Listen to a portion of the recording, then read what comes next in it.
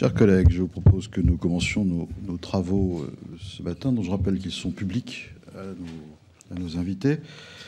Nous commençons cette matinée par une audition importante, comme toujours, mais celle-ci peut-être encore plus que d'autres, celle de M. Pierre-Franck Chevet, qui est le président de l'Autorité de sûreté nucléaire. L'Autorité de sûreté nucléaire qui, dans la commission d'enquête qui est la nôtre, pourrait être notre invité permanent, en quelque sorte, n'est-ce pas, monsieur le rapporteur? Et c'est pour ça que vous êtes là ce matin. Il n'est pas impossible que nous soyons amenés à vous réinviter, puisque vous êtes le garant dans notre pays de la transparence de ce qui se passe bien ou de ce qui ne se passe pas bien dans nos centrales nucléaires. Vous êtes le garant de la manière dont l'opérateur, puisqu'on a un opérateur unique, enfin pas forcément d'ailleurs, puisqu'il y a plusieurs opérateurs concernés par la production nucléaire dans ce pays, c'est vous qui dites à l'opérateur qu'il doit, le cas échéant, arrêter d'exploiter une centrale nucléaire. Nous avons un certain nombre d'interrogations, évidemment, sur est-ce que nos centrales sont correctement maintenues? Est-ce que toute la transparence est faite sur la manière dont la maintenance est assumée?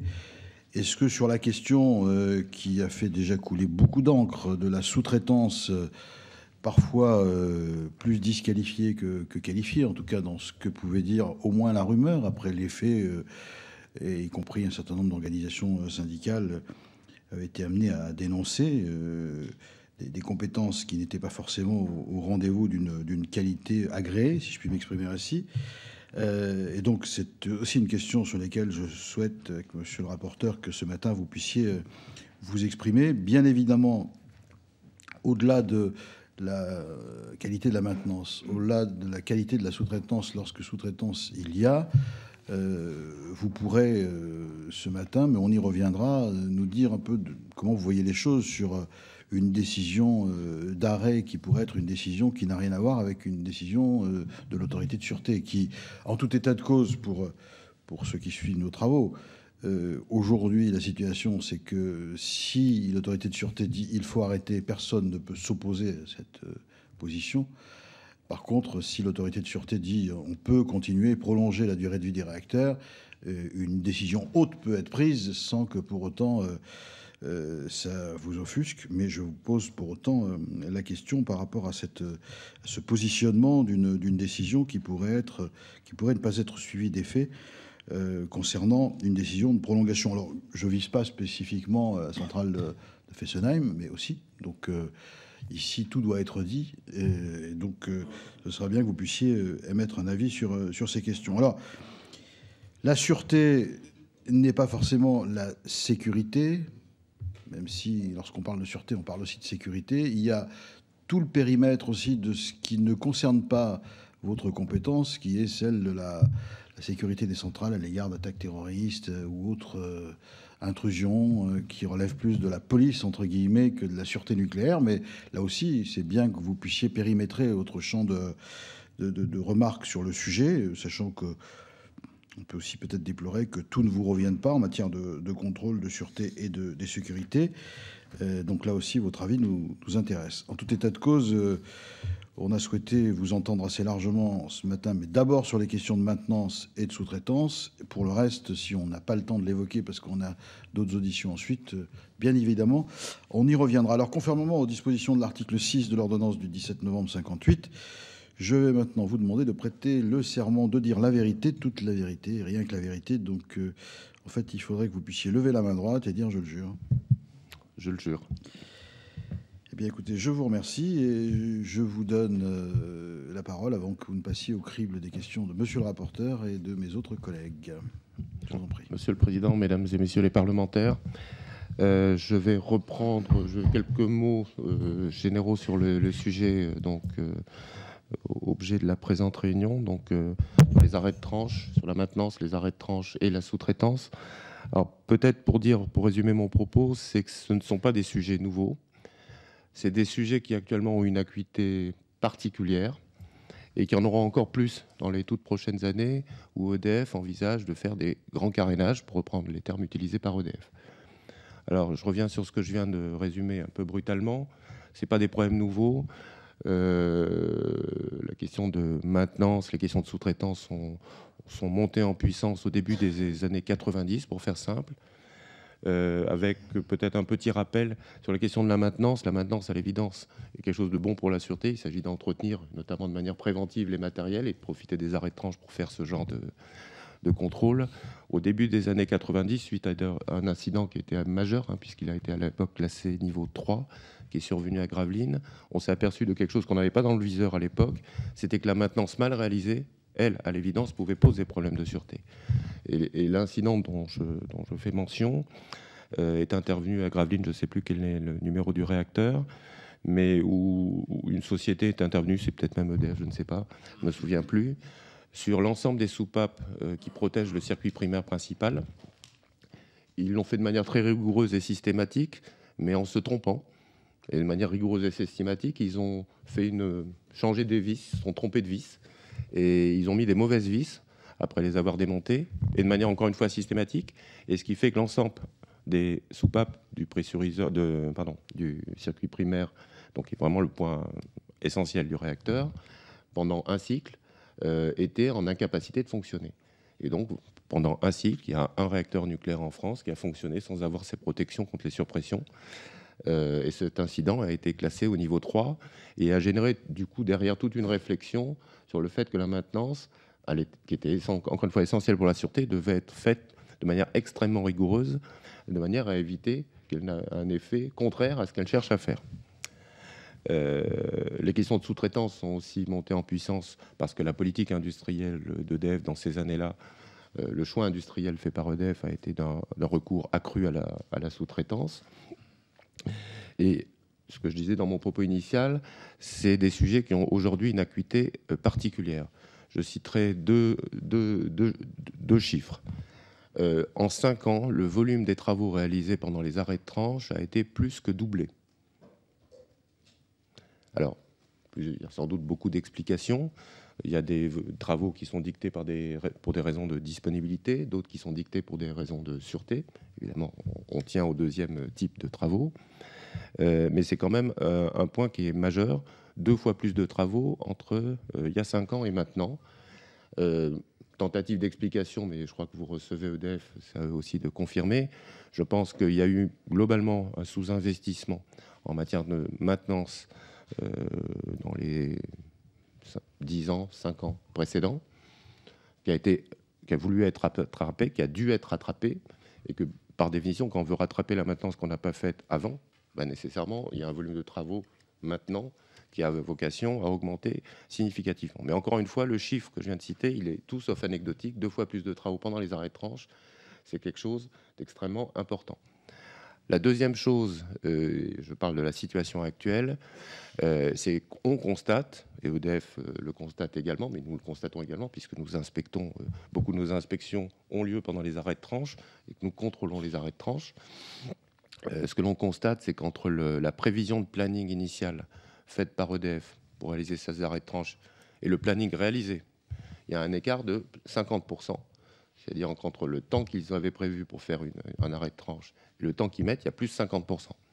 Donc, très visiblement, il y a un problème d'organisation des travaux, sachant que dès lors que vous sortez du planning que vous aviez prévu, à l'évidence, vous créez des problèmes de qualité de réalisation, voire pouvant poser des problèmes de sûreté, puisque vous êtes amené à gérer un planning et une organisation finalement que vous n'aviez pas prévu, plus 50% de dérive de planning, ça montre qu'il y a clairement un sujet.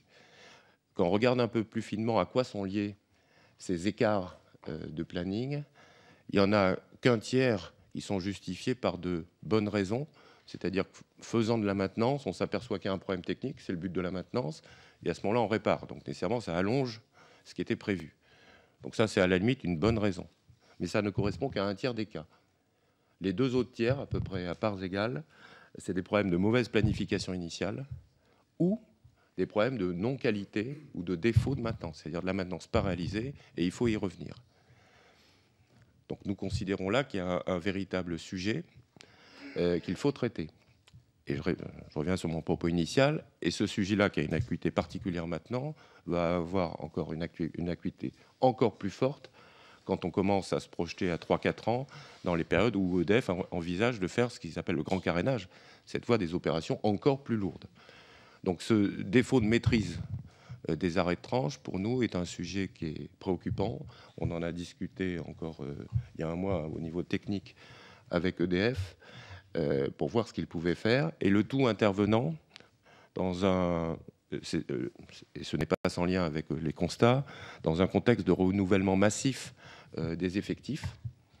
Alors si je dis que c'est pas sans lien, c'est qu'il y a beaucoup de départs à la retraite. Hein. Je rappelle les chiffres, à peu près sur les 5 ans, la période de 5 ans autour de maintenant, c'est plus de 50% des effectifs d'EDF qui doivent être renouvelés. Donc ce qui veut dire qu'actuellement, il y a déjà des jeunes, des nouveaux embauchés qui sont présents, qui doivent s'acclimater à la situation actuelle. Ça peut expliquer une part des difficultés rencontrées dans la planification, l'organisation, la réalisation des travaux en arrêt de tranche. Mais ça veut aussi dire que dans la perspective du grand carénage, cette question devient de la gestion prévisionnelle des emplois et des compétences et devient une question absolument stratégique. Et donc c'est pour cela qu'on est en discussion très serrée avec EDF. En termes de sûreté, ce que l'on voit, c'est la qualité des déclarations qui nous sont faites quand une anomalie nous paraît correcte. Il n'y a pas de... On ne constate pas de baisse dans la transparence d'EDF vis-à-vis des problèmes qu'ils rencontrent. Pour donner quelques chiffres, sur 2013, on a eu à peu près sur le parc nucléaire, à peu près, le comptage n'est pas tout à fait exact, mais en 2013, 700 événements significatifs pour la sûreté qui ont été déclarés. C'est une légère diminution par rapport à 2012, mais c'est au-dessus de ce qu'on avait constaté les années précédentes. Donc je ne commenterai pas, disons que globalement c'est à peu près étal, ce qui est plutôt rassurant donc, sur la transparence, je dirais, du système. Mais par contre, sur ces 700 événements significatifs, il y en a plus de la moitié qui sont relatifs à des non-qualités de maintenance. Donc ça c'est un point à signaler qui me paraît tout à fait important. Donc sujet majeur et sujet, je le répète, d'autant plus majeur qu'il y a les perspectives de grand carénage et que les questions de renouvellement des compétences sont encore d'actualité, le seront encore pour plusieurs années. Deuxième sujet sur la sous-traitance. C'est le résultat d'un choix industriel qui peut avoir des bons aspects si effectivement les sous-traitants sont spécialisés et par le fait qu'ils sont spécialisés, apportent les compétences nécessaires à la réalisation de travaux. Évidemment, ça peut être un choix qui a des impacts négatifs si les entreprises et les personnes qui sont employées par ces sous-traitants ne sont pas au niveau de qualification attendu. Et ce sur quoi on insiste très lourdement, c'est sur 2 points. Sur le fait que EDF garde en propre les capacités à exercer cette surveillance. C'est-à-dire pour surveiller l'exécution d'un travail, il faut avoir soi-même le minimum de compétences qui permet d'aller contrôler au bon endroit au bon moment. Et deuxième chose, que cette surveillance des travaux soit effective. On a sur ces sujets-là 2 textes très importants à mettre en référence. Le premier, c'est ce qu'on appelle l'arrêté installation nucléaire de base, qui a été pris en début 2012. Et c'est cet arrêté qui oblige EDF à exercer une surveillance des travaux réalisés sur l'ensemble de la chaîne des prestataires. Cet arrêté est en cours de déclinaison. Actuellement, on a un texte qui est d'ailleurs en consultation publique. C'est ce que l'on fait de manière systématique depuis l'été dernier, concernant ce qu'on appelle le système de management intégré de la sûreté, de la radioprotection et de l'environnement. Et dans ce texte-là, il y a l'obligation faite pour EDF, mais cette obligation s'applique plus généralement à l'ensemble de la chaîne d'action en tout ce qu'elle touche la sûreté ou les enjeux importants. Donc il rend obligatoire d'avoir une organisation qui justement permette d'assurer la bonne qualité des opérations. Donc 2 textes, dont un en consultation publique de mémoire jusqu'au 21 février. Sachant que s'il y a un afflux de demandes ou de demandes d'intervention, on peut tout à fait élargir ce genre de période de consultation. Pour nous, c'est évidemment pas un sujet. Dernier point, puis ensuite je réponds à toutes vos questions. On touche là à des questions qui sont complexes. Ça touche aux facteurs, ce qu'on appelle les facteurs sociaux, organisationnels et humains. Après Fukushima, dans la démarche post-Fukushima, on a été amené à travailler sur ces sujets, notamment à la demande du Haut Comité à la transparence et à l'information sur la sûreté nucléaire, qu'on avait saisi de nos travaux, et qui a souhaité qu'on aille plus loin sur toutes ces questions-là, facteurs sociaux, organisationnels et humains. Et donc actuellement, on a lancé un groupe de travail ouvert, c'était en fin 2012, début 2013, ouvert au sens, c'est l'ensemble des parties prenantes qui peuvent apporter aux discussions, donc les exploitants, leurs sous-traitants, leurs syndicats respectifs, un certain nombre d'universitaires, les ONG. Sur ce sujet particulier, sur ces sujets-là, il y a des questions de droit qui sont assez complexes. Et donc, on a aussi invité des cabinets de juristes. Juste un point pour illustrer la difficulté du sujet. Typiquement, au nom de la sûreté, ce que l'on souhaite, et la tendance naturelle, c'est qu'effectivement, EDF exerce un contrôle plein, entier, plutôt intrusif, sur les organisations internes des sous-traitants, sur le pilotage des actions menées par les sous-traitants eux-mêmes. Au nom de l'inspection du travail, la logique inspection du travail, c'est plutôt qu'une entreprise, quand elle est prestataire, elle reste en capacité, en pleine responsabilité d'exécuter sa tâche, mais interdit plutôt l'intrusion, entre guillemets, dans le système par son donneur d'ordre. Et donc on a des problèmes juridiques assez compliqués à régler entre deux types de réglementation qui ont plutôt en première approche des objectifs un peu antagonistes. Et donc c'est pour ça qu'on a aussi mis un certain nombre de cabinets de juristes spécialisés pour traiter ces questions. Et il y a plusieurs questions qui sont dans le champ, qui sont en train d'être travaillées. Bon, il y a la question de la sous-traitance en situation normale d'activité. Il y a un point qui est nouveau, qui fait vraiment suite à post-Fukushima, qu'on essaye d'examiner, c'est comment la sous-traitance peut intervenir et dans quelles conditions, dans quel cadre contractuel, en cas d'accident. Un des points qui a été mis en lumière par l'accident de Fukushima, encore une fois, qui n'était pas réellement à l'ordre du jour avant. On considérait qu'en cas de crise, c'est l'exploitant lui-même qui gère l'ensemble de ce qui est nécessaire pour des actions pour préserver la sûreté de l'installation concernée. À Fukushima, on s'est aperçu que les sous-traitants étaient nécessaires, pas surtout, mais étaient nécessaires pour mener un certain nombre d'actions de crise. Et dès lors se pose la question, comment s'assure-t-on que les sous-traitants, en tant qu'entreprise, mais aussi en tant que personne, seront là le jour venir pour intervenir dans des conditions qui ne sont plus des conditions de temps de paix, mais qui sont des conditions de temps de guerre. Ces questions se posent pour les sous-traitants, mais ils se posent aussi pour les différents services publics qui pourraient être amenés à aider à la résolution d'une situation de crise. Je pense aux pompiers. Il y a des choses intermédiaires, par exemple des conducteurs de cars pour évacuer des personnes. Comment on s'assure que l'ensemble de ces personnes seront bien là et dans quelles conditions? Sur la base du volontariat, sur la base de quelque chose qui est signé avant et avec un engagement des personnes. Donc vous voyez ce genre de sujet qui est traité par ce qu'on appelle nous le COFSO, Comité Facteurs Sociaux, Organisationnels et Humains, sont en cours de traitement donc par ces groupes pluralistes.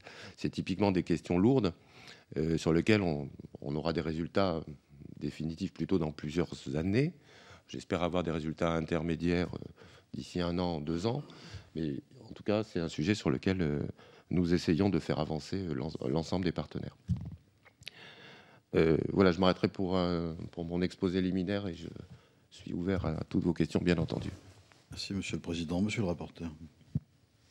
Merci, Monsieur le Président. Merci, Monsieur le Président de l'Autorité de sûreté. Et je voudrais profiter de l'occasion pour vraiment vous remercier pour le discours que vous tenez, l'absence de langue de bois, qui est, je crois, ce qu'on attend d'une autorité de sûreté indépendante, et la transparence, qui aujourd'hui, je pense, chacun peut, quelles que soient nos convictions sur la question du nucléaire, peut être constaté comme ayant beaucoup progressé ces dernières années et qui permet au moins d'avoir un dialogue et une compréhension sur les questions qui sont aujourd'hui posées. Je vais commencer par les questions de maintenance que vous avez évoquées. On a ressorti quelques éléments des rapports de l'autorité de sûreté nucléaire sur le fait que vous disiez en 2012 que EDF n'avait pas suffisamment anticipé certaines problématiques de vieillissement des équipements, ce que vous avez indiqué, et pas pris suffisamment tôt les équipements importants, identifier suffisamment tôt les équipements importants pour la sûreté, les questions de modalité d'approvisionnement en pièces de rechange qui génèrent des anomalies récurrentes. L'inspecteur général pour la sûreté et la radioprotection, donc d'EDF, je précise, qui dans son rapport en 2012, publié en janvier 2013, son rapport sur 2012, montrait une augmentation sensible de plus de 40% du nombre d'événements significatifs de sûreté provenant d'activités de maintenance, tranche à l'arrêt ou en marche, et donc ce qui correspond à ce que vous indiquiez sur la moitié donc, de ces incidents de sûreté qui proviennent lors de la maintenance. Il disait « Je suis préoccupé par ces résultats qui traduisent une dégradation régulière de la qualité dans les activités de maintenance et je m'interroge sur les organisations en place, les ressources disponibles, ainsi que sur la rigueur et sur les moyens ». Il dit que les services de maintenance lui semblent en difficulté croissante, que tous les ingrédients sont réunis pour un manque durable de ressources. Il dit encore qu'une pièce sur deux n'est pas approvisionnée par le processus standard. Et donc, l'objet de mes questions n'est pas de noircir hors de propos les choses, mais donc la question qui se pose, et elle est posée notamment par le fait que vous avez indiqué qu'il y avait une augmentation très forte des activités de maintenance, qui serait lié au fait qu'il y a eu un sous-investissement pendant de nombreuses années, ce que d'ailleurs, d'une certaine façon, nous a dit aussi le président de la Commission de régulation de l'énergie, qui constatait des anomalies récurrentes sur les réacteurs du fait de ce manque d'investissement pendant des années. Est-ce que vous avez le sentiment aujourd'hui que le référentiel de maintenance d'EDF est au bon niveau ?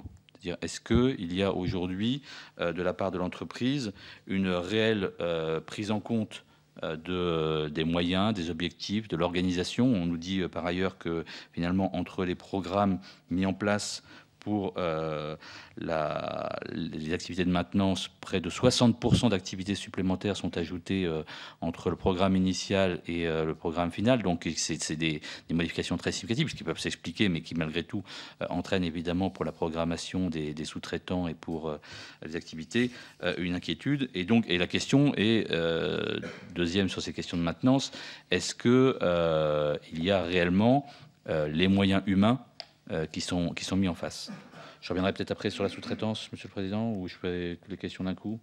Les questions d'un coup. Alors, sur les questions de sous-traitance, je voulais savoir si vous partagiez le constat qui a été fait par les CLI de la Manche, qui ont fait un rapport, un livre blanc sur les questions de sûreté il y a quelques mois, suite à une visite notamment qu'ils avaient fait à Fukushima, et qui disait que l'utilisation très importante de la sous-traitance entraînait une perte de culture de sûreté au sein de l'entreprise, puisque évidemment à partir du moment où ce sont des acteurs extérieurs à l'entreprise qui interviennent pour des opérations importantes, et bien évidemment la compétence ne reste pas en interne.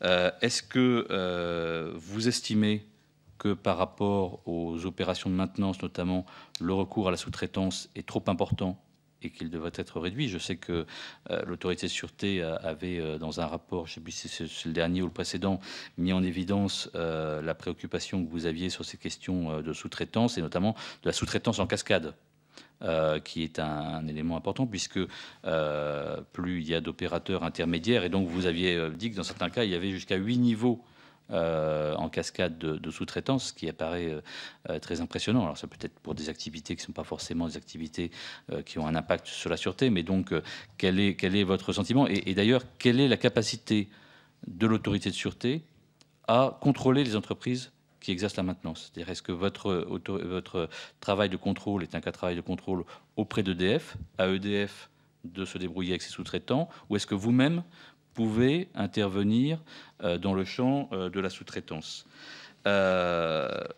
Autre question sur la sous-traitance, il est dit régulièrement, et j'aimerais avoir votre sentiment là-dessus, que les intervenants extérieurs reçoivent 80% de la dose collective reçue dans les installations nucléaires, et donc que c'est finalement les activités qui sont les plus impactantes en matière de doses radioactives reçues qui seraient exercées par les sous-traitants. Est-ce que ça vous paraît correspondre à vos propres analyses, Et est-ce que vous avez par rapport à cela des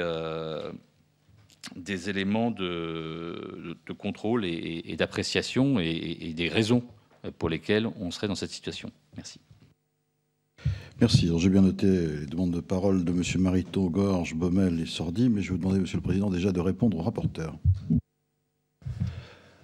Alors, je reprends les points que j'ai notés sur la question du est-ce que c'est le référentiel de maintenance qui est en cause ou pas. Je ne pense pas que ce soit le référentiel de maintenance qui soit en cause, en tout cas pour la maintenance, pour tout ce qui est lié à la sûreté. Je rappelle que dans les travaux menés en arrêt de tranche, il y a à la fois des travaux pour la sûreté, mais il y a aussi des travaux qui sont au titre de la production, productivité ou la disponibilité. Mais en tout cas, pour ce qui concerne la sûreté, je n'ai pas le sentiment que ce soit le référentiel. Et encore une fois, le niveau de travaux qui est actuellement mené, qui a un très haut niveau, et c'est logique puisqu'il y a eu un faible niveau, trop faible niveau sans doute avant, est plutôt une bonne nouvelle en soi. Ce qui est en cause, c'est la qualité de la mise en œuvre. Et encore une fois, dès lors que des choses n'ont pas été faites ou insuffisamment faites avant, c'est pas normal que du coup la charge de maintenance au titre de la sûreté croisse et que du coup elle pose des problèmes de délivrabilité concrète et de qualité. Donc c'est pas le référentiel. Les référentiels existent dans ces domaines-là depuis longtemps, mais c'est plutôt le volume à traiter et du coup les problèmes de qualité qui sont rencontrés. Ensuite, vous parliez des problèmes de moyens humains. J'ai le sentiment, mais c'est intrusif par rapport aux organisations, mais qu'effectivement, il y a une question de moyens humains ou de capacité globale, en tout cas, sans doute liée à des problèmes de moyens humains et de compétences. Je rappelle la question de renouvellement des compétences. Quand on débarque sur une installation, ça ne doit pas être très simple de se mettre en charge de projets, de chantiers sur l'installation qu'on vient juste de découvrir. C'est certainement beaucoup plus simple quand ça fait 10 ans qu'on connaît l'installation que d'encadrer les travaux qui sont faits sur les services. Donc il y a une vraie question, et je considère qu'elle est sur la table, effectivement, et que c'est bien à EDF de proposer une organisation qui fasse que les compétences soient transmises en qualité et en nombre, en qualité et en quantité, de manière à ce qu'effectivement, ils retrouvent une pleine maîtrise d'ouvrage de ces travaux qui sont en arrêt de tranche, parce que pour l'instant, effectivement, ils semblent débordés, je dirais, par les travaux eux-mêmes qu'ils ont eux-mêmes décidés. Sur les sous-traitants, je répète ce que j'ai dit, c'est-à-dire que c'est un choix industriel avant tout. En tant qu'autorité, on ne porte pas de jugement sur le fait qu'il soit bon ou mauvais en soi. Il y a des aspects qui sont positifs, je le répète, mais évidemment, il y a des aspects négatifs. Notre cheval de bataille, c'est de nous assurer, et je reviendrai sur la manière dont on peut le faire, que EDF garde les compétences minimales qui lui permettent effectivement d'exercer un bon contrôle sur la chaîne de prestataires, et deux, qu'il fasse bien ses contrôles concrètement sur le terrain. Donc ça, c'est un sujet que l'on peut renvoyer aux questions de moyens d'inspection. Une très grande part, j'ai pas les chiffres en tête, on va peut-être essayer de les retrouver d'ici la fin de cette audition, autrement je vous ferai passer les vrais chiffres. Encore une fois, une très grande part de nos inspections sont des inspections qui ont lieu autour et pendant les arrêts de tranche. C'est évident, c'est effectivement là qu'il se passe beaucoup de choses. Les chiffres sur les événements significatifs l'illustrent, hein. C'est la cause principale des événements significatifs. Donc clairement, on met l'accent là-dessus. Et nous, quand nous faisons des inspections, on peut accéder à toute la chaîne effectivement de sous-traitance. Le but dans une inspection, c'est d'aller voir le geste tel qu'il est fait concrètement. Et que la personne qui fasse le geste soit un sous-traitant, soit EDF, un sous-traitant de rang 1 ou un sous-traitant de rang 8, je ne connais pas l'exemple que vous citiez, mais ce n'est pas notre sujet. Notre sujet, c'est de vérifier que la personne qui est là à faire le geste a la compétence et, deuxième point, à bénéficier de la surveillance, in fine, du donneur d'ordre principal, qui est bien EDF. Donc c'est comme ça qu'on procède, et on est tout à fait légitime à vérifier que ces exigences-là sont bien mises en œuvre sur le terrain. C'est ce que l'on fait basiquement dans une inspection. Sur le sujet de l'inspection, il y a juste un petit point, je me permets de le signaler. Fondamentalement, les textes actuels nous permettent de faire les inspections sur les installations elles-mêmes, nucléaires. Mais il faut bien voir que dans la préparation d'une action de maintenance sur le terrain, il y a des gestes qui ne sont pas faits que sur les installations nucléaires. il y a tous les travaux d'ingénierie préalables qui sont faits hors installation nucléaire. Il y a aussi des travaux de préfabrication, fabrication qui sont faits chez des sous-traitants. Et dans le cadre du futur projet de loi sur la transition énergétique, ou dans tout autre cadre adapté, on souhaiterait pouvoir disposer par la loi de la capacité claire de pouvoir aller inspecter ces gestes préalables qui sont des gestes importants pour la qualité, in fine, de la réalisation, cette fois sur site, sur les installations nucléaires, des actions de maintenance ou de remplacement des matériels. Sur le chiffre 80% de la dose sur les sous-traitants, je ne l'ai pas sur moi comme ça. On peut vérifier quels sont nos chiffres. Ce n'est pas totalement surprenant dès lors que les actions sont sous-traitées et que les actions concrètement dosantes, enfin toutes, mais dont les actions dosantes, dès lors que c'est sous-traité, c'est effectivement les sous-traitants qui sont principalement exposés.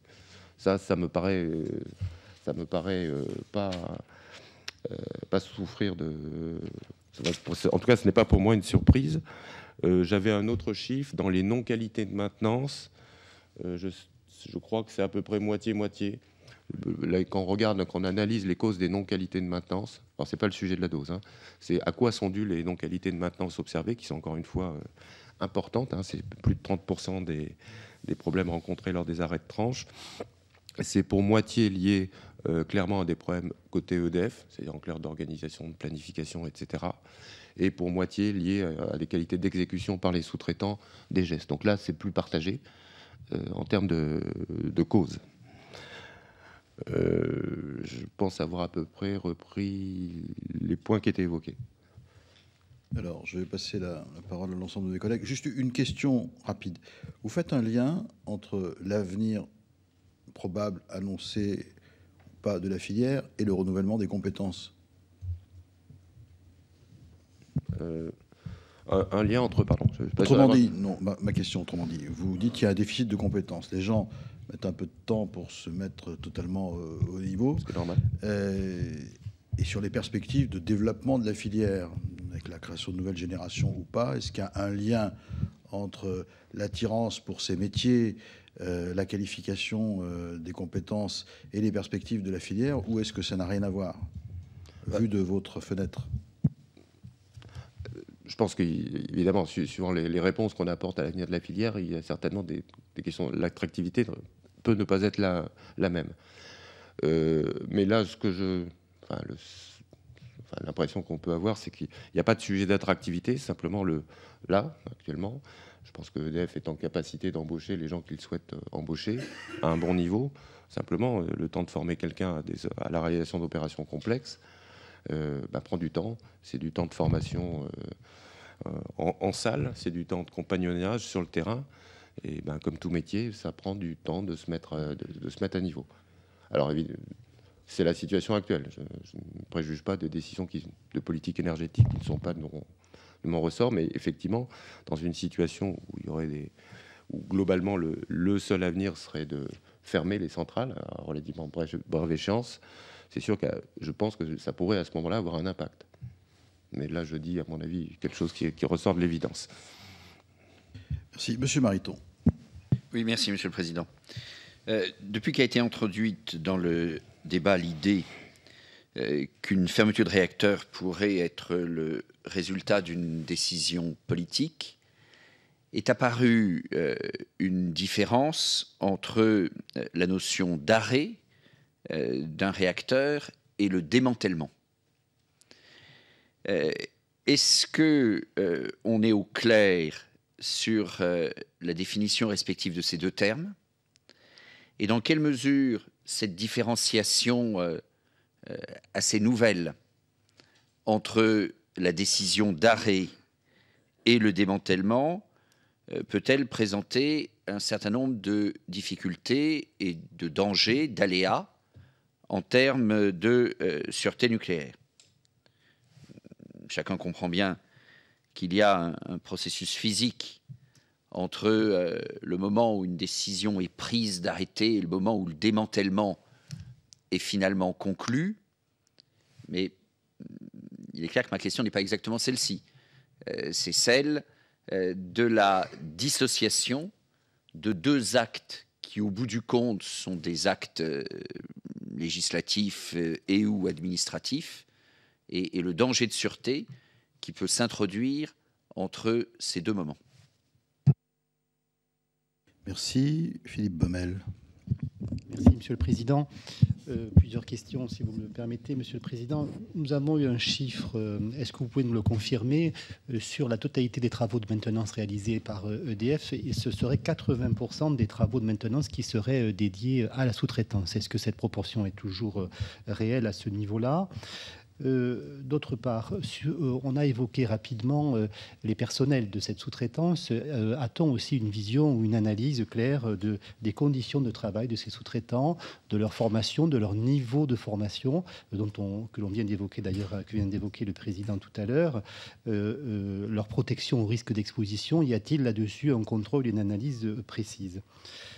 En 2011, une mission parlementaire avait fait différentes préconisations en matière de sûreté nucléaire. J'en rappelle 3 et je voudrais savoir sur ces 3 points s'il y a eu une évolution sensible, notamment sur la question de la prééminence du mieux-disant et non pas du moins-disant, parce qu'on sait aussi quel impact cela peut avoir sur la qualité de la sous-traitance. Est-ce qu'aujourd'hui, il y a une évolution à la matière?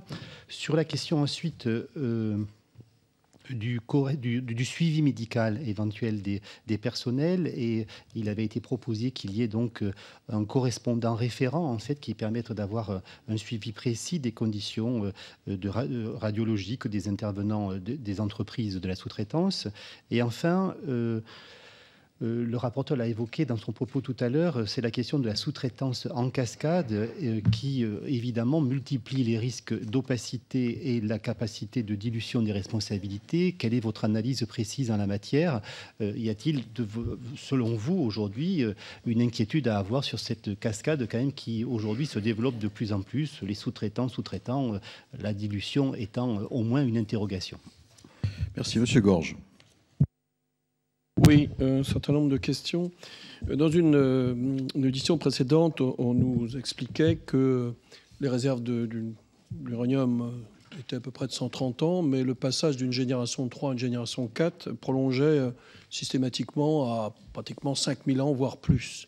Donc ça veut dire que le processus pourrait fonctionner avec un combustible dont la ressource est illimitée. Alors moi, j'aurais voulu savoir un certain nombre de... Je ne sais pas si c'est tout à fait votre compétence, mais vu votre parcours, je pense que vous pourrez y répondre. Attendez. Alors, chacun pose les questions qu'il veut. Quel est l'apport de la génération 4 en matière de sécurité par rapport à la 3, notamment parce qu'on consomme les déchets, donc je pense, est-ce que le système est vertueux et amène de la sécurité supplémentaire? C'est le premier point.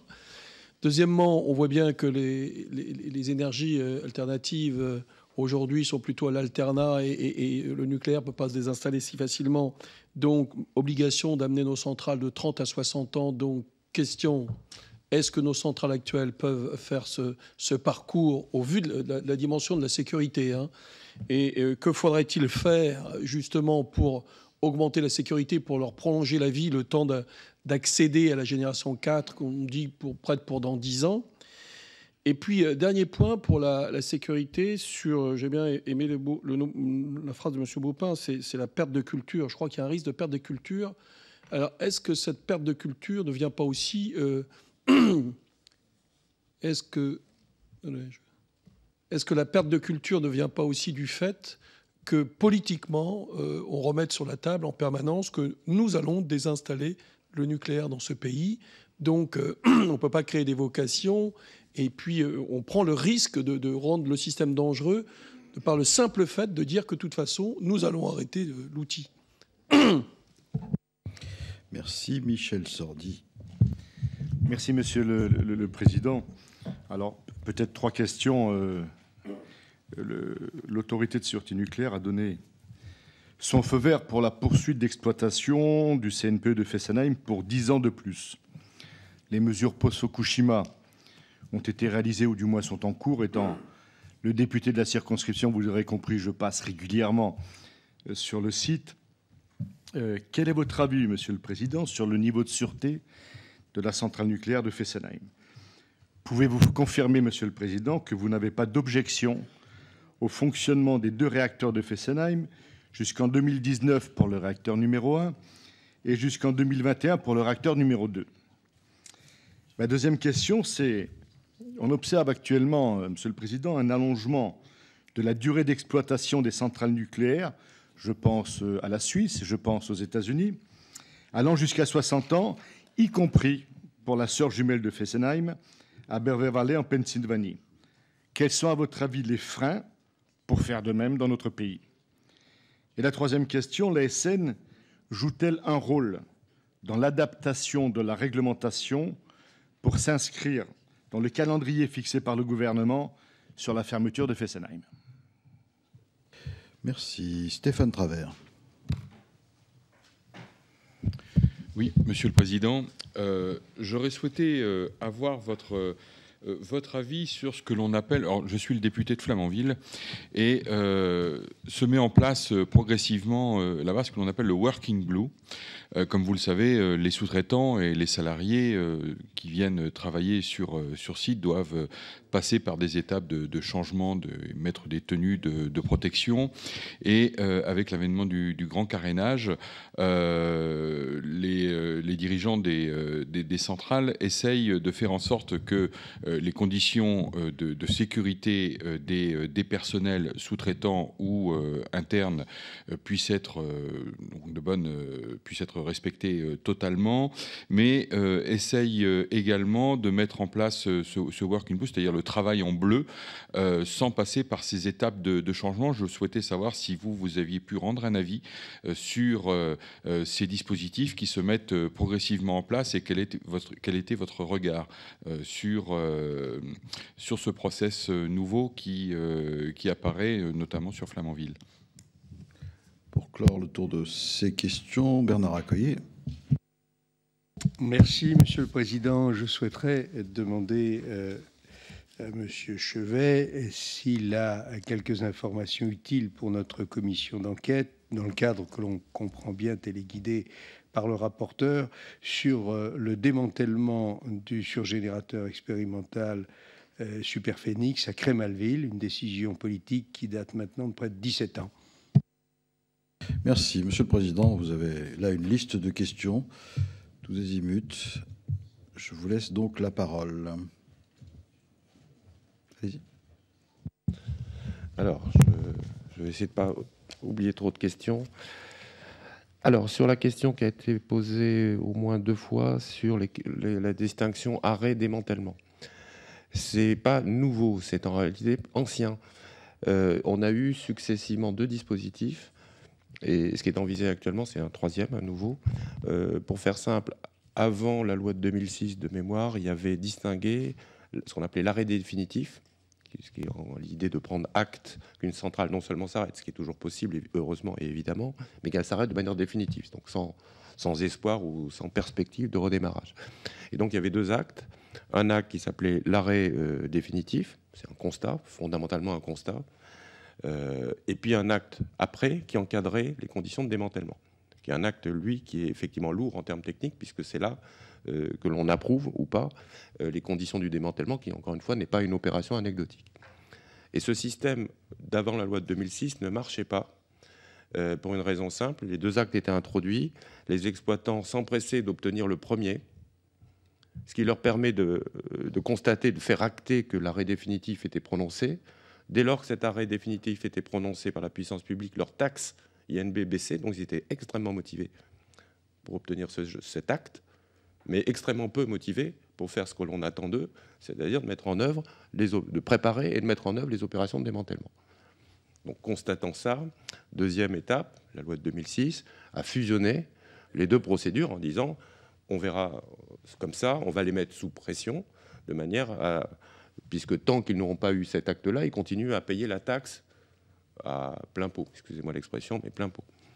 Simplement, ça n'a pas marché non plus, parce que cette taxe n'est probablement pas à un niveau suffisant pour que ça incite à faire les choses, et donc le résultat, en application du dispositif actuel, c'est des retards, pour parler pudiquement, dans la mise en œuvre, finalement, de ce qui est important, la préparation des actes de démantèlement, et ensuite leur mise en œuvre.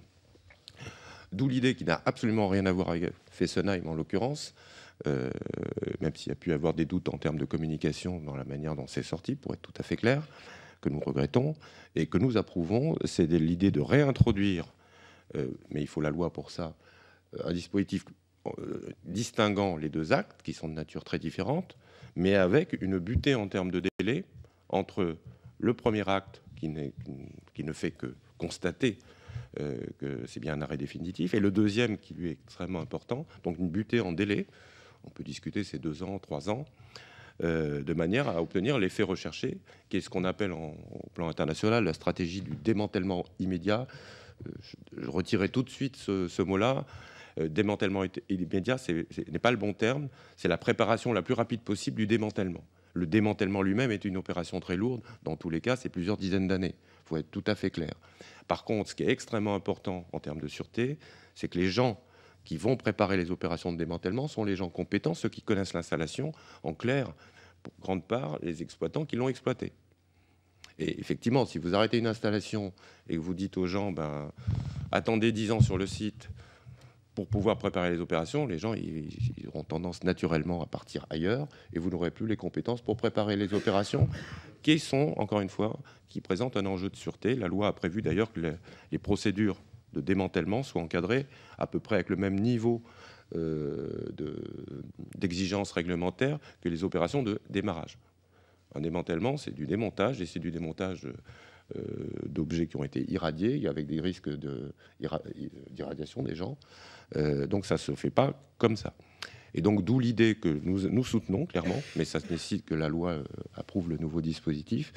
Et encore une fois, pour toutes les installations nucléaires, ce n'est pas que Fessenheim, ce n'est pas que les réacteurs, c'est l'ensemble des installations nucléaires, d'avoir un dispositif qui permette de donner corps à ce qui se pratique au niveau international, c'est-à-dire l'exigence d'avoir un temps limité entre je m'arrête et je dépose mon dossier de démantèlement. Donc c'est ça le but de cette proposition, encore une fois, que nous soutenons pleinement. Sur le chiffre de 80% de sous-traitance, là, on va vérifier, comme peut-être il est possible qu'on revienne en deuxième semaine. Donc on va vérifier, on reviendra avec nos chiffres, d'ailleurs qui ressemblent, y compris pour le 80% en termes de doses. Simplement, les chiffres que j'ai en tête, c'est que sur un arrêt de tranche, enfin sur un réacteur, disons il y a entre 800 et 1000 personnes. Durant l'arrêt de tranche, il y a à peu près 2700 personnes qui viennent, jusqu'à 2700 personnes pour les très gros arrêts de tranche qui viennent se rajouter. Je n'ai pas fait les calculs, mais ça montre bien qu'assez logiquement, on doit retrouver des chiffres importants en termes de... Mais je vérifie le chiffre, je n'ai pas tendance à dire des bêtises, donc on reviendra en prochaine... Enfin, si vous nous invitez, avec des données vérifiées par nous-mêmes. Sur les questions, effectivement, la question du niveau de protection, de qualification des agents, c'est effectivement un sujet clairement pour nous. Qualification, les textes que j'ai mentionnés tout à l'heure, qui sont notre base de travail, prévoient notamment que, et ça n'est pas propre aux exploitants, c'est quelle que soit la nature de l'intervention réalisée, que les qualifications ad hoc soient données. Encore une fois, que ce soit un sous-traitant ou un personnel d'EDF ou quelqu'un intermédiaire dans la chaîne de sous-traitance. Et ça, en inspection, c'est assez simple à vérifier. Vous allez voir une opération sur le terrain et vous demandez à la personne ou à l'entreprise qui intervient de montrer quelle a été la formation qui a été suivie et si ça correspond bien au cahier des charges initial. Donc ce genre de choses s'inspectent. Je n'ai pas le bilan exact de nos inspections. Là, il est en cours de rédaction dans le cadre de notre rapport annuel qu'on présentera au Parlement en avril. Mais là aussi, je peux extraire peut-être pour la prochaine séance un premier aperçu de ce dont nous disposons. Mais c'est évidemment un enjeu majeur. Sur les questions de dilution des responsabilités, à l'évidence, oui, plus la chaîne de sous-traitance est longue, plus potentiellement il y a un risque. Mais encore une fois, au-delà de la réduction éventuellement de cette chaîne de sous-traitance, nous, ce qui nous importe, c'est effectivement de travailler sur le résultat. Et le résultat, c'est des gens qualifiés, une surveillance d'EDF qui fait son boulot. Et c'est là-dessus que nous focalisons. Alors, sur génération 3, génération 4, vous avez utilisé le mot sécurité. Je le traduis par sûreté. Sécurité dans le vocabulaire maison, ça renvoie plutôt les actes de malveillance. Et sûreté, ça renvoie plutôt à mon métier. Donc, prévenir les accidents. Mais alors, en termes de sûreté, c'est un des points sur lesquels nous insistons fortement. Génération 4 donne l'impression d'un saut nouveau en termes de sûreté. Il y a la génération 2 actuelle, la génération 3, l'EPR, un saut réel en termes de sûreté qui est voulu et qui est, je l'espère, obtenu. Et génération 4, on se dit, il y a un saut en termes de sûreté. La génération 4 n'est pas faite pour ça. Elle est faite pour améliorer la réutilisation, la réutilisation des déchets, c'est ce qui est un but d'ailleurs louable, mais elle n'est pas faite actuellement pour franchir un nouveau cap en matière de sûreté. Et une de nos préoccupations actuellement est qu'effectivement, pour une génération qui aurait vocation, alors je mets un conditionnel parce que ça dépend quand même de quelques décisions qui me dépassent, c'est typiquement des réacteurs qui pourraient être mis en service en 2040, 2050, typiquement une génération après la génération de l'EPR. Et clairement, j'anticipe, mais je ne serai plus en poste, que les exigences en termes de sûreté auront encore une fois franchi un cap. Et donc notre demande, et c'est bien, nous l'avons déjà formulé auprès du CEA, c'est que dans la manière dont il regarde la génération 4, il essaye d'introduire, au moins pour un éventuel prototype intermédiaire, des éléments d'amélioration supplémentaires par rapport à la génération 3 qui puissent être testés dans le cadre d'un prototype et éventuellement mis en œuvre, du coup, susceptibles d'être mieux mis en œuvre dans le cadre de la mise en œuvre industrielle, cette fois de la génération 4 future.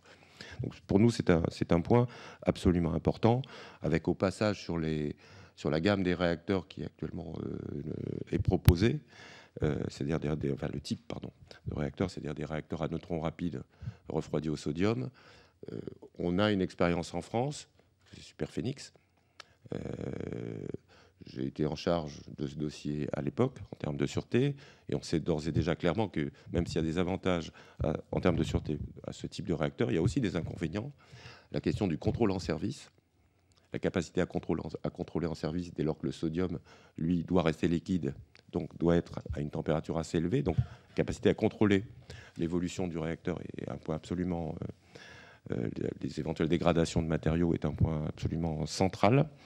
La question du sodium lui-même, le sodium ne fait pas bon ménage avec l'eau, donc il y a des risques spécifiques.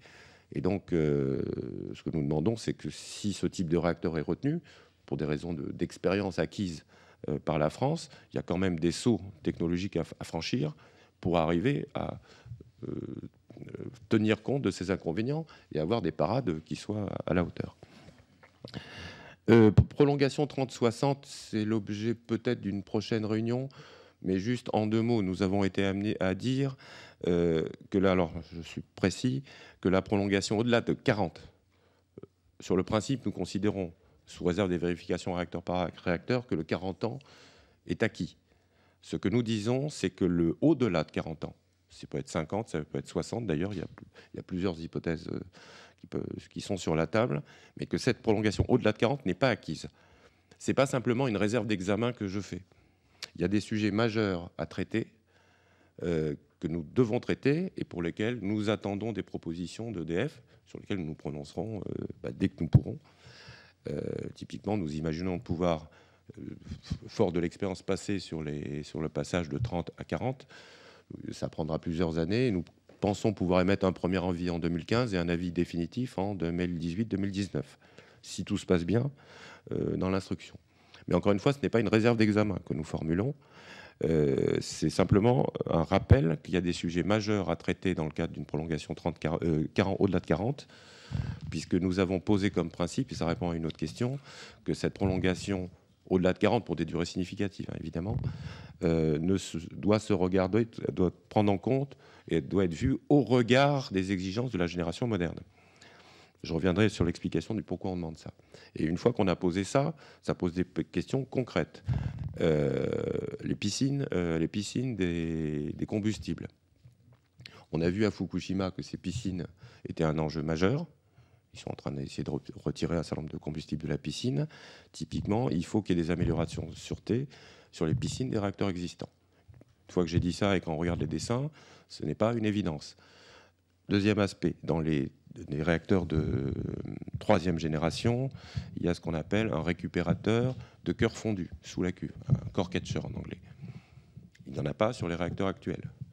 Que peut-il être fait pour faire ce genre de choses, etc., etc. Donc il y a 3-4 thèmes essentiels, forts, sur lesquels on sait énoncer la question, pour lequel, pour l'instant, je n'ai pas d'esquisse de réponse. Donc il y a un travail à faire par EDF. Et évidemment, on sera dans notre fonction d'autorité de contrôle pour regarder ces travaux. Mais il y a de vrais sujets. Encore une fois, ce n'est pas une réserve d'examen. Il y a bien une réserve technique importante, des réserves techniques importantes qui doivent être encore levées. Pourquoi demande-t-on de monter le niveau de sûreté pour aller au-delà de 40 ans? Parce que l'alternative dans le domaine du nucléaire à une prolongation, et on le voit dans le cadre du débat sur la politique énergétique, serait, dans le domaine du nucléaire, j'insiste, seraient des réacteurs nouveaux. Et bien entendu, si c'était des réacteurs nouveaux, nous demanderions l'application des standards nouveaux, c'est-à-dire des standards de 3e génération. C'est la philosophie qui a été retenue en France, c'est la philosophie qui a été retenue au niveau européen par mes collègues des autres autorités de sûreté, qui doit prévaloir. Et c'est une stratégie qui est relativement cohérente avec la position qui est prise sur les installations classées pour la protection de l'environnement, où l'idée de base, c'est de mettre en œuvre, au fil de la vie d'une installation, les meilleures technologies disponibles. C'est-à-dire, encore une fois, de garder en tête ce qui se fait de mieux et de regarder concrètement ce qu'on peut mettre en œuvre en rétrofitting, en mise en œuvre a posteriori sur des réacteurs déjà existants. Voilà. Les Américains ne pratiquent pas comme ça. Pour répondre à la question, ils ne pratiquent pas comme ça. Leur règle du jeu est plutôt de dire, sauf événement majeur et risque grave et imminent, on s'en tient aux standards de conception qui ont prévalu au moment de la conception des réacteurs. Et on vérifie qu'il n'y a pas de vieillissement, évidemment, qu'on est toujours dans les clous des standards anciens, mais on reste fondamentalement sur cette logique. Et évidemment, la question technique qui est posée alors est d'une simplicité et beaucoup plus simple. Essentiellement, là, ça se résume. Soit les systèmes qui vieilliraient sont remplaçables, il suffit de les remplacer. Soit ils ne sont pas remplaçables, il faut s'assurer qu'ils ne sont pas trop vieillis. Donc, et typiquement, les enjeux se portant alors essentiellement sur la cuve du réacteur, qui est vraiment quelque chose qu'on ne peut pas remplacer, et les enceintes de confinement. On ne peut pas remplacer, mais le sujet est beaucoup plus simple que celui que l'on a dans le cadre de la philosophie française et plus généralement européenne. Pardon, Monsieur le Président, juste sur cette question, le modèle est le même pour chaque centrale. Les conditions que vous posez pour un prolongement, cas échéant, au-delà de 40 ans, les coûts de la mise en œuvre des préconisations qui sont les vôtres sont comparables d'un réacteur à l'autre, j'imagine, ou est-ce qu'il peut y avoir des grosses différences d'adaptation par réacteur? C'est juste pour savoir si on est sur un modèle ou si c'est au cas par cas. Alors, je suis désolé, je vais faire une réponse de Normand, c'est entre les deux. Il y a des centrales nucléaires sur lesquelles on sait déjà... Pardon? Rien contre les Normands, j'espère. On est plus non, mais en tout cas, c'est pas ce que j'ai dit. Bon, je dirais plus rien. Non, ça dépend. La question ne porte pas que sur Flamanville, vous l'avez compris. J'ai bien compris. Non, mais je vais prendre des exemples concrets. On a identifié, dans le cadre des visites révélations de sûreté, par exemple, des problèmes de défauts sur certaines cuves de réacteurs. C'est le Tricastin 1 de mémoire qui a des défauts dans la cuve qui sont plus importants qu'ailleurs. Ils sont plus importants qu'ailleurs. Donc le problème de la vieillissement de la cuve de Flamanville, de Tricastin 1, se posera différemment de celui des autres réacteurs. Autre sujet, il y a un certain nombre de centrales, alors cette fois de 1300 MW en bord de Loire, typiquement Belleville, qui ont eu au moment de la fabrication des problèmes de qualité des enceintes. Celles-là ont peut-être un traitement et une réponse différenciée sur le sujet de la prolongation, oui ou non. Je parlais tout à l'heure de core catcher, de récupérateur de corium. Je ne suis pas sûr, mais là il faudrait ressortir tous les plans qu'entre les différents paliers, entre le 900 MW, le 1300 MW, les espaces disponibles en dessous, en fond de bâtiment réacteur, soient les mêmes. Ça peut jouer sur le fait qu'on puisse ou non mettre en œuvre une disposition, etc. etc. Alors Fessenheim, je tiens à le repréciser, j'ai eu l'occasion de le faire. Fessenheim, parce qu'il n'a pas été mis un core catcher. Ça ressemble un peu, mais c'est pas un core catcher, c'est un dispositif qui vise, parce qu'elle avait un radier, le radier c'est le plancher, moins épais que les autres, à recréer un radier équivalent qui permette de retarder la traversée d'un éventuel cœur fondu. Mais ce n'est pas, je le précise, ce n'est pas un récupérateur de corium avec toutes les garanties qui s'y rattachent. Pour revenir à la question sur malgré tout ce qu'on pense de Fessenheim, je confirme ce qu'on a écrit. En général, on fait ça d'ailleurs. C'est-à-dire qu'effectivement, jusqu'à 2019 pour l'une et 2021, on considère que la sûreté est assurée. Alors évidemment, c'est sous réserve qu'il n'y ait pas de... C'est sous deux réserves, qu'il n'y ait pas de pépins qui arrivent non prévus, parce que on prendra nos responsabilités. Et deux, que soient mises en œuvre les améliorations diverses. Certaines ont été déjà prescrites, certaines déjà mises en œuvre, mais il en reste encore d'autres à mettre en œuvre. Et donc, il faudra qu'elles soient mises en œuvre. Alors, évidemment, si la centrale est une fois arrêtée, on ne va pas demander les mises en œuvre après arrêt d'une centrale, définitif. Et alors là, j'ai perdu un papier. Alors, vous avez évoqué le Working Blue. Alors, c'est un dossier sur lequel il y a eu un certain nombre d'expérimentations qui ont été faites, certaines ayant montré que ça pouvait avoir en tout cas un bénéfice en termes de radioprotection collective. Par contre, il y a une condition, donc on est en train de l'analyser et sur le point de donner un avis final. Un des points essentiels au plan technique, c'est que les gens pourraient rentrer en zone sans se mettre en tenue complète. Généralement, ils se mettent en tenue complète et à partir de là, ils rentrent ils sont protégés et ils peuvent aller entre guillemets sans prendre beaucoup de précautions partout. Ce qui peut les amener à entre guillemets générer un risque supplémentaire. Alors qu'à l'inverse, ils peuvent rentrer sans protection particulière, pas tout le monde évidemment, sans protection particulière, sous réserve, et c'est notre réserve principale, sous réserve que le balisage des zones qui, elles, sont à problème, soit fait de manière extrêmement rigoureuse et forte, parce que, ok, meilleure culture de radioprotection, etc., mais il faut encore que les gens sachent se situer dans le bâtiment réacteur et évitent évidemment d'aller dans les zones à problème.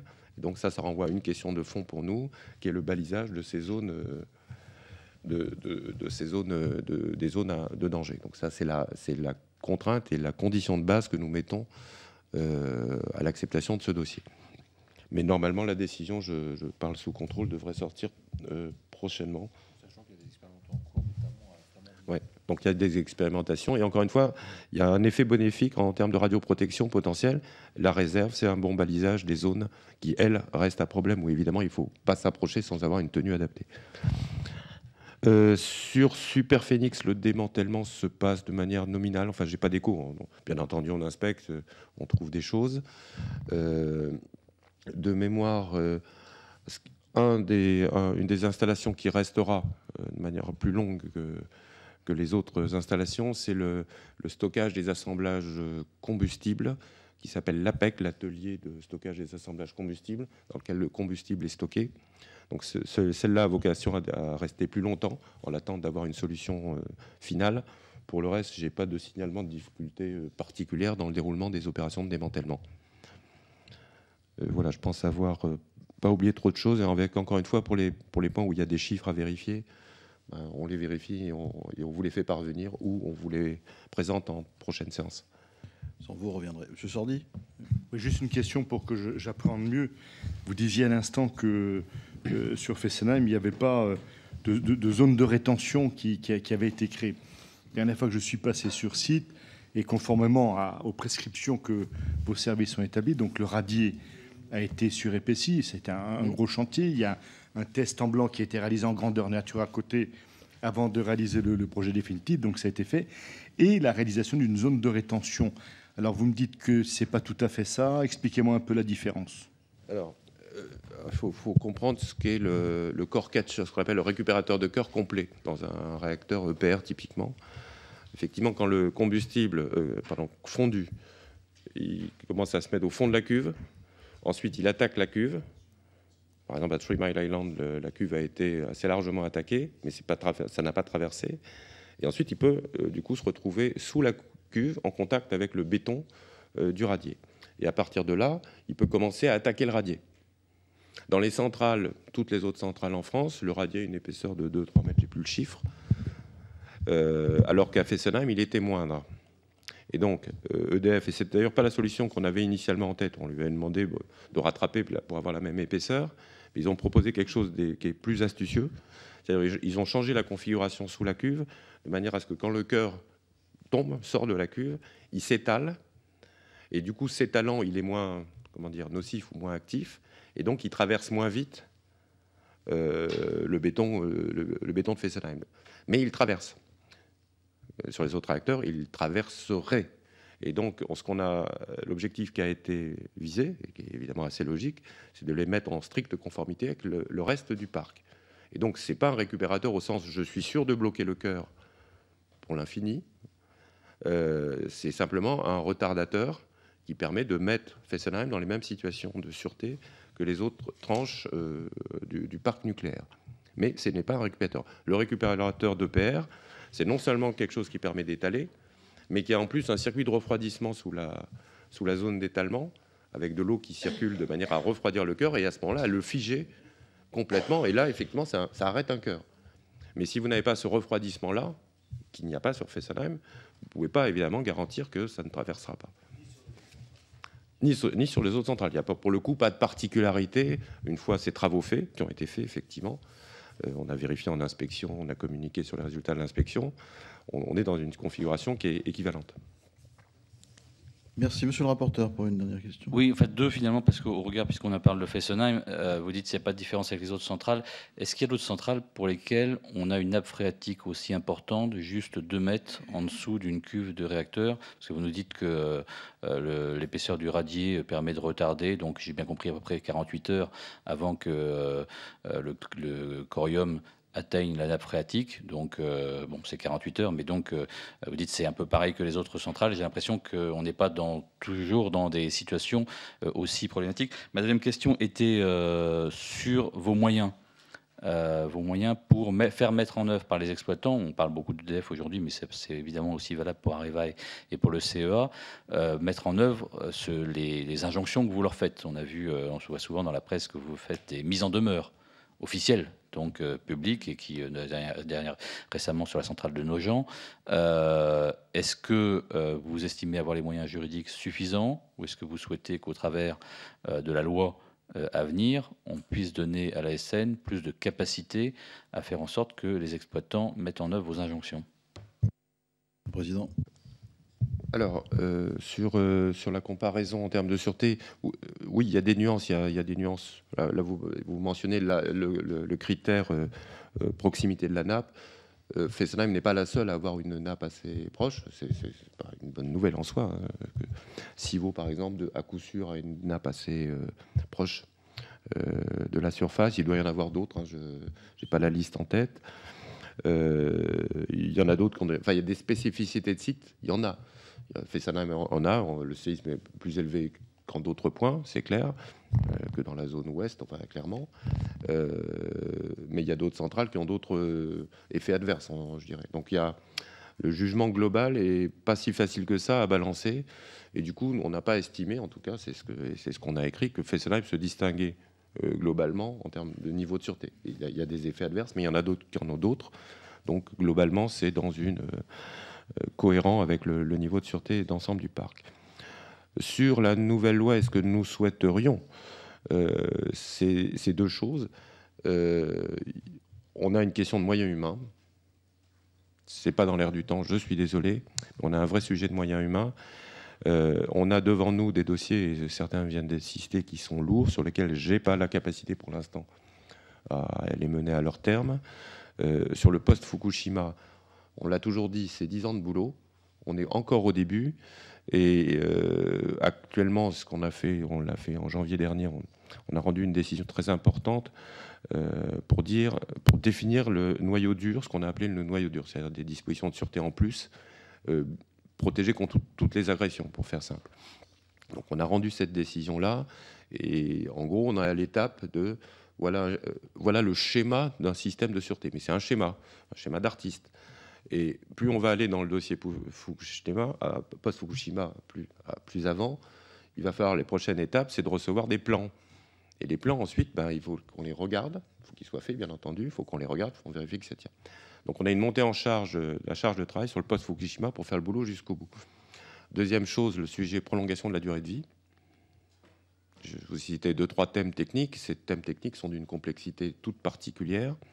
Et là aussi, en termes de capacité, j'ai aussi moi-même mes propres sujets de compétences. Voilà. Je précise d'ailleurs que mon sentiment, c'est qu'il y a aussi un sujet de compétences et de moyens humains du côté des exploitants pour gérer ces choses-là. Troisième sujet que je cite, c'est la mise en service de l'EPR qui est devant nous. On a devant nous un mur de charge qui est assez impressionnant. Et pour l'instant, je n'ai pas d'idée de la manière dont on pourrait franchir ça dans les moyens actuels dont nous disposons. Quand je parle des moyens dont nous disposons, j'inclus les moyens de l'IRSN, évidemment, qui est notre appui technique favori, permanent. Et donc, on a un vrai sujet de moyens. Ce n'est pas nécessairement la loi de transition énergétique qui réglera ce problème, mais je le signale, on aura un sujet. Et deuxième point, sur les capacités et les pouvoirs, j'ai un problème. Nous avons deux instruments à l'opposé du spectre. Effectivement, nous pouvons arrêter à tout moment une installation. C'est un peu, si vous me passez-moi l'expression, l'arme atomique, mais réservé à des cas atomiques. À l'autre extrémité du spectre, et c'est pratiquement de l'activité quotidienne, il y a ce qu'on appelle des mises en demeure, c'est-à-dire un papier très formel qui constate qu'il y a un écart, qui est rendu public, effectivement. Et si la mise en demeure de se mettre en conformité n'est pas respectée, on dresse un procès-verbal qui est transmis à la justice. Mais la justice qui suit son cours. Et donc, c'est de l'action quotidienne et ça n'a pas toujours des effets très rapides. Ce qui manque actuellement au dispositif, c'est un dispositif de sanction intermédiaire entre ces deux extrémités du spectre. Et typiquement, ce que nous avons en tête, c'est ce qu'on appelle les astreintes journalières. Tant que vous n'êtes pas en conformité avec ce qui est demandé, vous payez une amende tous les jours. Ce qui crée une incitation, évidemment, à se remettre en situation de conformité. C'est d'autant plus nécessaire dans la situation économique où nous sommes. Typiquement, en situation économique compliquée, c'est la vie du pays, on a tendance à repousser un certain nombre d'investissements, et notamment des investissements de mise en conformité qui sont, encore une fois, c'est typiquement les écarts. Si les écarts de sûreté ne sont pas graves, ils ne sont pas graves, donc ils peuvent attendre un jour de plus, ils peuvent attendre 6 mois de plus. Mais si, et on a des cas, on se retrouve dans la situation où des petits écarts mais s'étalent dans le temps pendant 10 ans, 15 ans, 20 ans, à force, de manière cumulée, on a un problème de sûreté. Et donc, je trouve que ce moyen de l'astreinte journalière, en période où par ailleurs les entreprises ont tendance à repousser un certain nombre d'investissements, y compris des investissements de mise en sûreté, est un outil extrêmement bien adapté au sujet qu'on a à traiter. Et en tout cas, il n'existe pas actuellement. Donc ça, typiquement, dans la loi, si on a cette capacité, encore avec une modulation de ces sanctions qui doit être adaptée à la taille du problème. Un jour d'arrêt de tranche gagné ou perdu par EDF, pour une tranche, c'est 1 million d'euros. Donc moi, si j'arrive avec mes sanctions journalières à 1 500 €, je pense que, voilà, le calcul est fait. Voilà, c'est comme pour les parcs-mètres, hein, voilà, il y a un dosage à trouver entre le prix de la contravention. Voilà, je ne veux pas rentrer sur un terrain glissant, je regarde Denis Baupin notamment. Merci, Monsieur le Président. Bon, je l'ai dit, hein, vous reviendrez, bien évidemment. D'autres auditions nous attendent. Monsieur Accoyer, Monsieur Sordi, j'ai bien vu que vous souhaitiez, de façon courte, réinterroger le Président. Merci, Monsieur le Président. Je vais être très court, effectivement. Je voudrais remercier le Président Chevet de son objectivité, de cette vision, et c'est son rôle parfaitement technique sur les perspectives ou les complications les plus graves, les plus catastrophiques, voire apocalyptiques qu'il a évoquées. Et tout cela s'appuie sur le scientifique qu'il est, sur l'objectivité de la science, sur l'exigence d'honnêteté et sur l'humilité de la science. Mais il y a aussi dans notre société des mouvances, souvent sincères, parfois pas totalement sincères, qui s'appuient sur des positions dogmatiques et qui s'insinuent dans l'humilité et l'imprécision qu'il y a au bout de toute analyse technique, surtout lorsqu'elle a des enjeux de sûreté comme vous les avez exposés.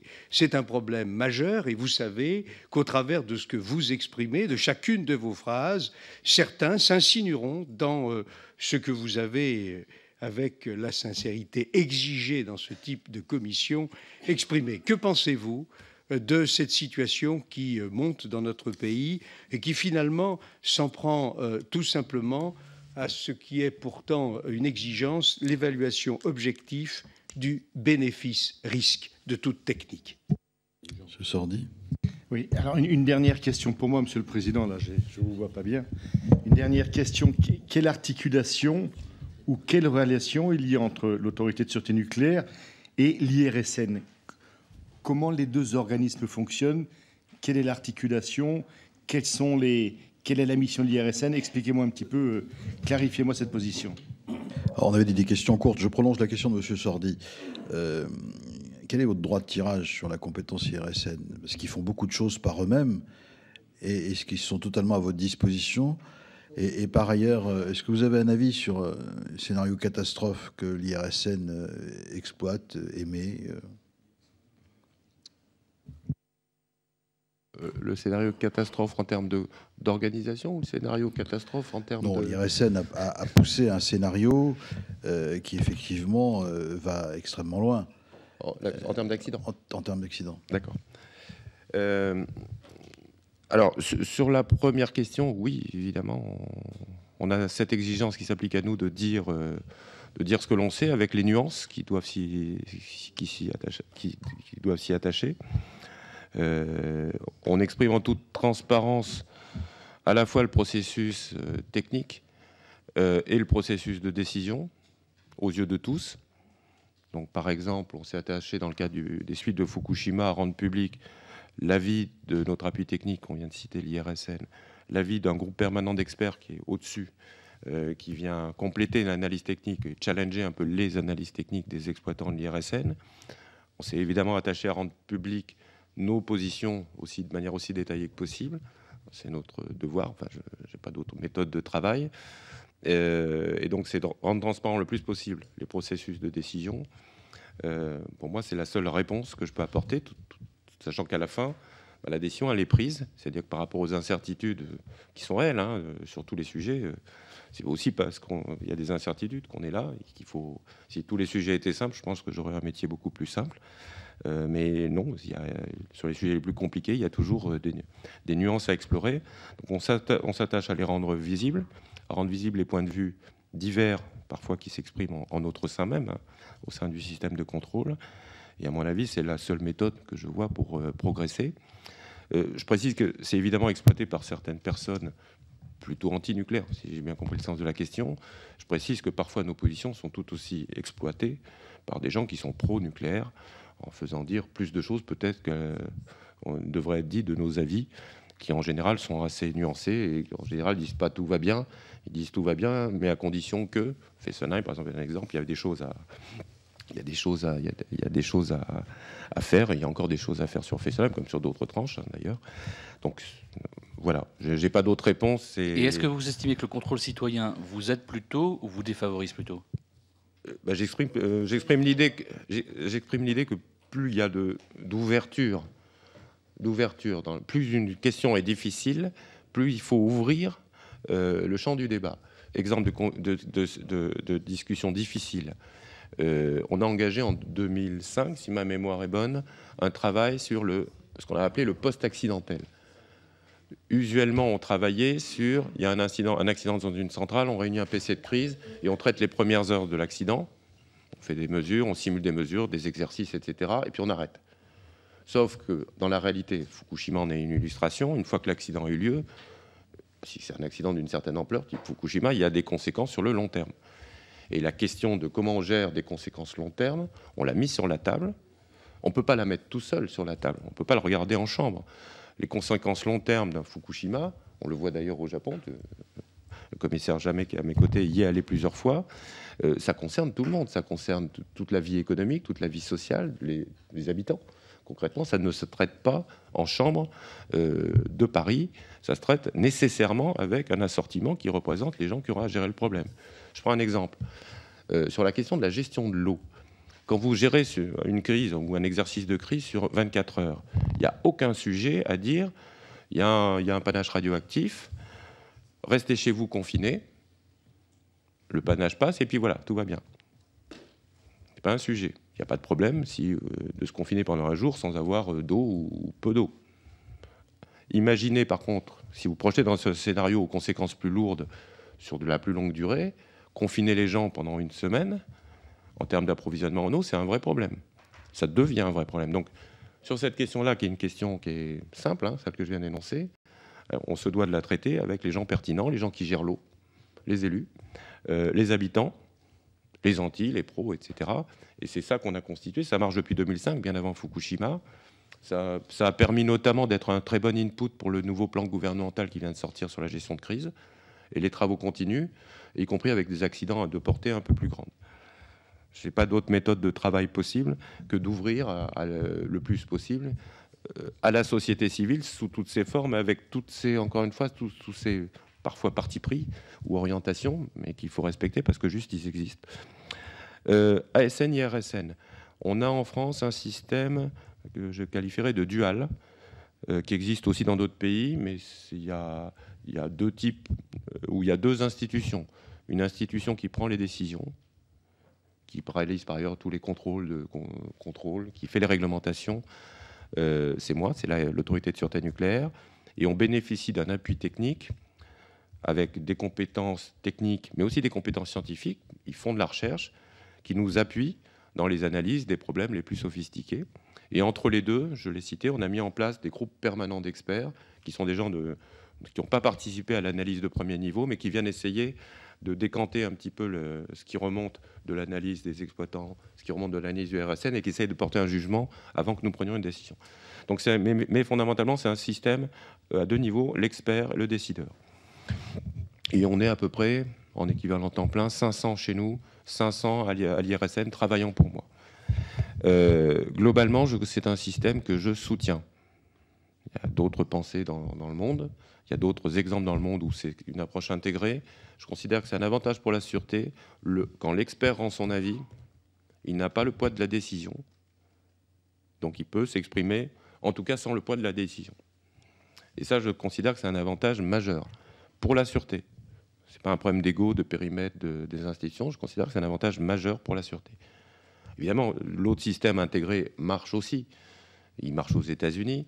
Néanmoins, je pense que celui-là, le modèle français, moi, il me va très bien.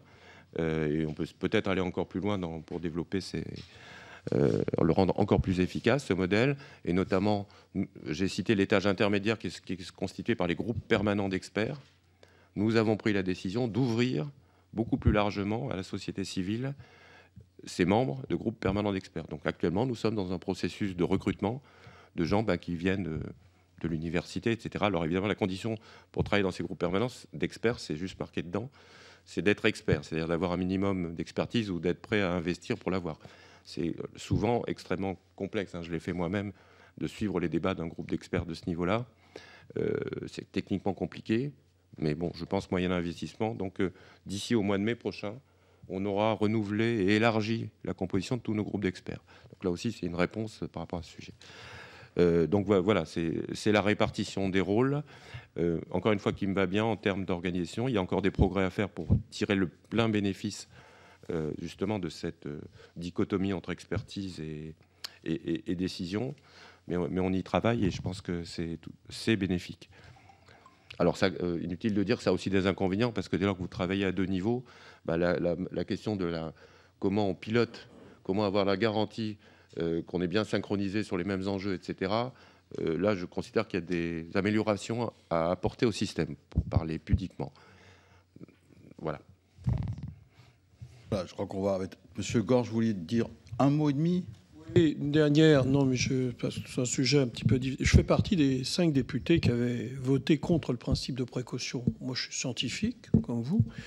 Je pense que si on arrête la science à un moment donné, on ne peut pas se donner ces possibilités d'améliorer les systèmes. D'ailleurs, aujourd'hui, si vous donniez la fiabilité d'un avion à un passager, il ne monte pas dans l'avion. Vous ne sortez pas de chez vous avec votre voiture. Je pense qu'il y a plus de morts en avion et en voiture au Japon que par Fukushima.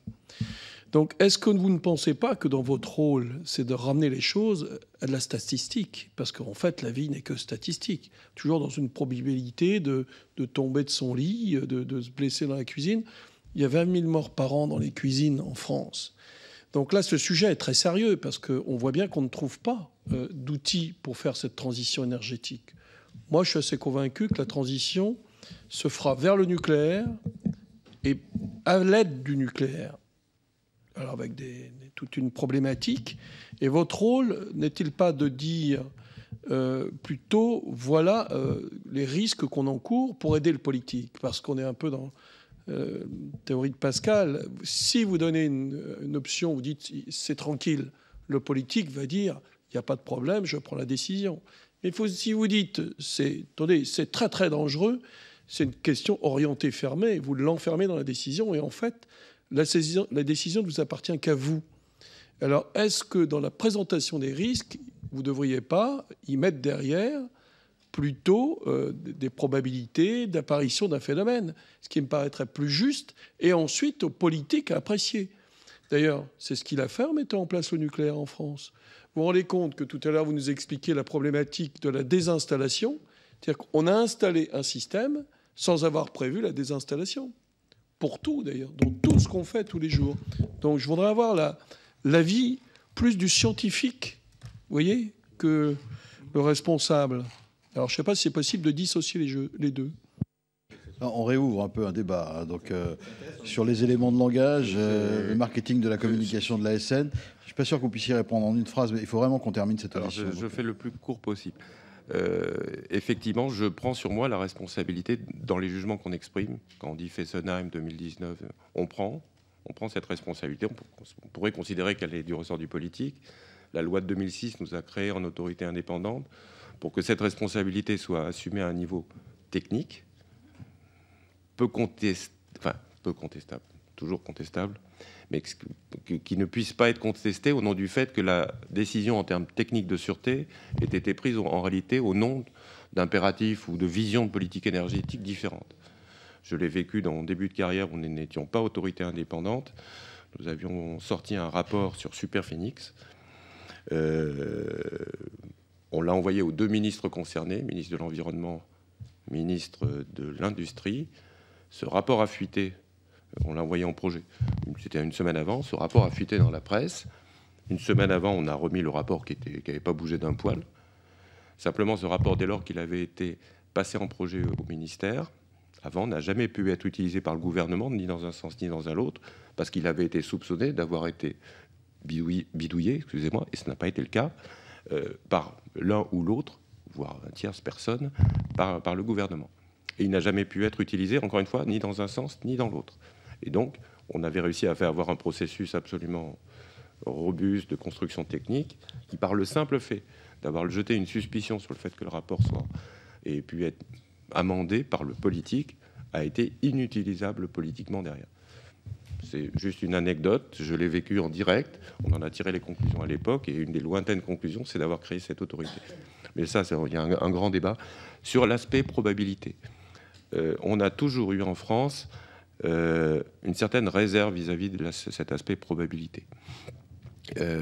Pas parce qu'on n'aime pas les probabilités qu'on ne connaît pas, mais parce qu'on a toujours pensé qu'une approche, ce qu'on appelle déterministe, disant, ben voilà, prenons en compte tel événement, qu'est-ce qu'on peut faire concrètement pour améliorer la résistance, etc. Et après, derrière, on fait des analyses probabilistes pour vérifier qu'on est bien homogène dans l'approche, qu'on ne se trompe pas trop. Mais le problème des approches probabilistes, tous les chiffres que les probabilités individuelles, c'est la probabilité qu'une vanne tombe en panne. Celle-là, vous l'avez, parce que des vannes qui tombent en panne, il y en a partout dans le monde. Mais il y a un certain nombre d'événements majeurs qui, eux, ont une probabilité tellement faible que vous n'en avez jamais vu. Donc le chiffre que vous mettez là-dessus, ben, il est entaché d'une incertitude tellement forte que le chiffre que vous sortez final à la fin, il n'a pas de sens. Quelle était la probabilité du tsunami à Fukushima? Je pense qu'on peut faire 10 ans de travail de recherche là-dessus et finir par ne pas se mettre d'accord. Oui, non, mais ma question, elle est jamais nulle. Elle était pas nulle. Ce que je dis simplement, entre 10-4, 10-6, 10-5, à la fin, vu les conséquences que ça change entièrement le résultat final. Le chiffre simple que vous voulez, il va varier d'un ordre de grandeur, voire de plusieurs ordres de grandeur. Et c'est pour ça que nous, on considère que, évidemment, il faut faire des approches probabilistes, mais fondamentalement, il faut revenir à des choses le plus en dur possible, qui sont, à mon avis, plus robustes à la fin. Et on est plutôt à l'inverse de l'approche anglo-saxonne sur ces sujets, mais on y tient Et par exemple, Fukushima, notre raisonnement a été de dire, OK, évidemment, on n'a pas de tsunami en France. Enfin, globalement, pas de tsunami. On n'a pas les zones sismiques du Japon. Mais l'enseignement de Fukushima... Et si je raisonne comme ça, je ne fais rien en France sur le suite de Fukushima. Mais évidemment, parce que la probabilité de tout ça est voisine de 0 pour nous. Mais en réalité, ce qui s'est passé à Fukushima, c'est un événement qui n'était pas prévu par les systèmes, et je mets les organisations, et qui a attaqué une installation de manière brutale sur plusieurs réacteurs. Et donc, ce qu'on a essayé de faire, par exemple, l'essentiel de la démarche post-Fukushima, c'est de revenir aux fondamentaux physiques, qui est de dire qu'est-ce qu'il faut pour sauver un réacteur. Il faut de l'eau. Pour qu'il y ait de l'eau, il faut des pompes. Pour qu'il y ait des pompes, et pour que les pompes marchent, il faut de l'électricité. Donc, il n'y a pas beaucoup de probabilité dans ce que je viens de dire. Mais je me trouve assez à l'aise avec ce raisonnement-là. Voilà. Merci. Bon, à l'époque du rapport que vous évoquiez, Twitter n'existait pas. C'est dire à quel point aujourd'hui les choses sont encore plus compliquées. Merci, Monsieur le Président. Merci.